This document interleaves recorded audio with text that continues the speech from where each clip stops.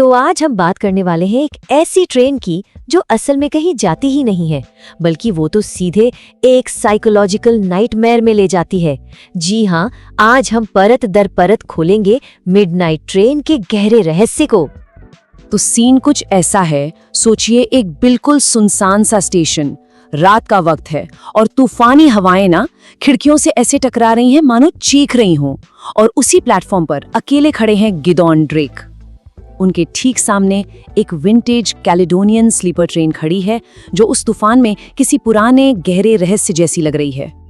अब देखिए, ये ट्रेन ऊपर से तो बड़ी खूबसूरत है, एकदम विंटेज शाम, लेकिन क्या हो अगर यही खूबसूरती एक भयानक जाल निकल जाए। बस यही एक सवाल इस पूरी कहानी की जान है। तो चलिए कहानी के पहले पड़ाव से शुरू करते हैं, एक तूफानी रवानगी, और मिलते हैं उन किरदारों से जिनका ये अजीब सफर बस अभी शुरू ही हुआ है। तो सबसे पहले मिलते हैं हमारे हीरो गिदोन ड्रेक से। अब कहने को तो ये एक रिटायर्ड मिलिट्री इन्वेस्टिगेटर हैं, बस अपने परिवार से मिलने जा रहे हैं एक शांत से सफर की उम्मीद में। लेकिन सच तो ये है कि एक जासूस कभी रिटायर नहीं होता है ना। उनकी नजरें आज भी वो सब कुछ देख लेती हैं जो आमतौर पर लोग नजरअंदाज कर देते हैं। और हाँ, गिदोन इस ट्रेन में अकेले नहीं हैं। उनकी तेज नजरें कुछ और किरदारों को भी भांप लेती हैं। एक आदमी है सूट में जो लगातार घबराया हुआ सा लग रहा है। एक विवियन नाम की हिस्ट्री टीचर है जिसकी आंखें कुछ ज्यादा ही चौकन्नी हैं। एक थका हारा सा ट्रेन गार्ड गैविन और एक हंसमुख सा दुकानदार मैनुअल।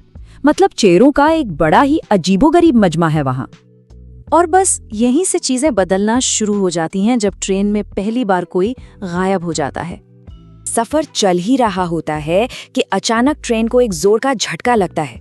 और ये कोई मामूली झटका नहीं था, नहीं, ये तो किसी बहुत बड़ी गड़बड़ का पहला इशारा था। इससे पहले कि कोई कुछ भी समझ पाता, बत्तियां टिमटिमाती हैं और गुल। कुछ सेकंड्स के लिए घना स्याह अंधेरा और माहौल में एक अजीब डरावनी सी खामोशी छा जाती है। और फिर जब रोशनी वापस आती है तो सूट वाला वो घबराया हुआ आदमी अपनी सीट पर नहीं है, वो गायब है, जैसे वो कभी वहां था ही नहीं। और सबसे अजीब बात जानते हैं क्या है?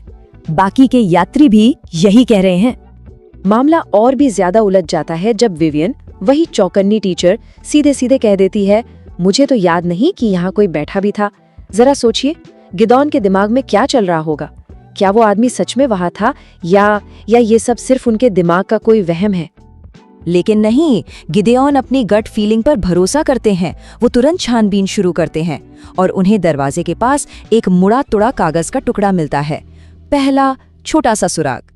और उस कागज पर सिर्फ एक लाइन लिखी थी, ऐसा होना जरूरी नहीं था। एक ऐसा संदेश जो आगे चलकर इस पूरी पहेली का केंद्र बनने वाला है। तो अब कहानी उस मोड़ पर आ पहुंचती है जहां ये ट्रेन अब सिर्फ एक ट्रेन नहीं है, नहीं, ये रहस्यों का एक चलता फिरता एक बंद बक्सा बन चुकी है। और फिर तो एक के बाद एक ऐसी चीजें सामने आती हैं जो गिदोन के शक को यकीन में बदल देती हैं। पहले तो एक और वैसा ही नोट मिलता है, फिर एक खाली कैबिन में खून का दाग दिखाई देता है, और सबसे डरावनी बात, ड्राइवर की सीट खाली है। और तो और उन्हें एक ऐसा हाईटेक कमरा मिलता है जो उस पुरानी विंटेज ट्रेन का हिस्सा हो ही नहीं सकता। सवाल ये है कि ये सब आ कहां से रहा है? तो मतलब यहाँ एक नहीं बल्कि दो हकीकतें एक साथ चल रही हैं। एक वो जो सबकी आंखों के सामने है, एक पुरानी सी ट्रेन, एक तूफानी रात और कुछ परेशान यात्री, और दूसरी वो छिपी हुई हकीकत जिसमें ये ट्रेन एक जीती जागती मशीन है, जिसमें कुछ डरावने साए घूम रहे हैं और जिसमें ये यात्री अब सिर्फ यात्री नहीं बल्कि एक खौफनाक एक्सपेरिमेंट के कैदी बन चुके हैं। और अब ये खेल और भी ज्यादा खतरनाक हो जाता है। अब यात्री सिर्फ गायब नहीं हो रहे हैं, वो लौट तो रहे हैं लेकिन जिंदा नहीं। और हर लाश के साथ मिलता है वही एक संदेश, ऐसा होना जरूरी नहीं था। तो अब कहानी पहुंचती है अपने क्लाइमैक्स पर। अब गिदोन सिर्फ सुराग नहीं ढूंढ रहे, बल्कि अब वो उस ताकत से सीधे टकराने वाले हैं जो इस पूरे खेल के पीछे है। एक सुराग गिदोन को एक छिपे हुए पैनल तक ले जाता है, और जब वो उसे खोलते हैं तो उनके सामने एक ऐसी मेटालिक जगह खुलती है जो इस दुनिया की लगती ही नहीं। ऐसा लगता है जैसे ट्रेन के अंदर ही एक और डायमेंशन, एक और ही आयाम खुल गया हो। उस चेम्बर के अंदर का नजारा सच में किसी के भी होश उड़ा दे।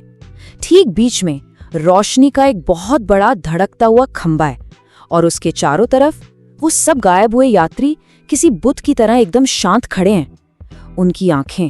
उनकी आंखों से एक हल्की नीली रोशनी निकल रही है। तभी वहां एक परछाई उभरती है और वो गिदोन के सामने एक नामुमकिन सी शर्त रखती है। वो कहती है, संतुलन बिगड़ चुका है, अब तुम्हें चुनना होगा, या तो इस संतुलन को वापस लाओ या फिर सब कुछ खो दो। लेकिन गिडियन ड्रेक कोई कठपुतली नहीं है जो किसी के इशारों पर नाचें। वो इस खेल को खेलने से साफ इनकार कर देते हैं और लड़ने का फैसला करते हैं। वो उस पूरे सिस्टम को ही बंद करने की कोशिश करते हैं, अंजाम चाहे जो भी हो। और गिदोन के इसी फैसले के साथ कहानी अपने अंजाम तक पहुंचती है। वो चक्र आखिरकार टूट जाता है। सब कुछ शांत होने के बाद गिदोन को एक आखिरी नोट मिलता है। उस पर लिखा था, चक्र टूट गया है फिलहाल के लिए। और ये जो आखिरी के 2 शब्द है ना, फिलहाल के लिए, यही सबसे ज्यादा डरावने हैं। ये साफ बताते हैं कि ये जीत शायद हमेशा के लिए नहीं है।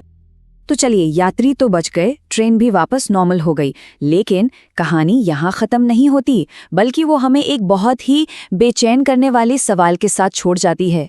ये साइकिल तो फिर से शुरू होगी। सवाल बस ये है कि अगली बार जब ये शुरू होगी तब क्या होगा।